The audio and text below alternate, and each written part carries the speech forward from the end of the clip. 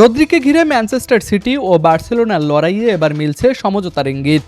Spanish মিডফিল্ডারকে দলে ফেরাতে দ্বিতীয় দফায় প্রস্তাব বাড়িয়েছে বার্সেলোনা, আর ম্যানচেস্টার সিটিও আগের কঠোর অবস্থান থেকে কিছুটা সরে আসতে প্রস্তুত।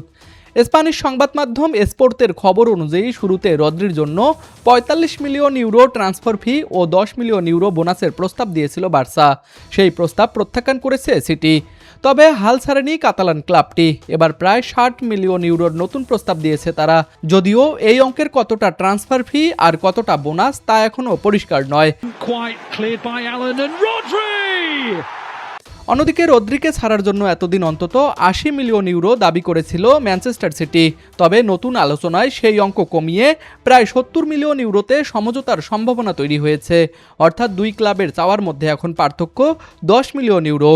বার্সেলোনা আরেকটু এগিয়ে এলে রদ্রির দল বদল নিয়ে বড় অগ্রগতি হতে পারে। রিয়াল মাদ্রিদের আগ্রহের খবরও ছিল। তবে বর্তমান পরিস্থিতিতে রদ্রিকে পাওয়ার দৌড়ে বার্সেলোনাই এগিয়ে রয়েছে। Sports desk, RCTV।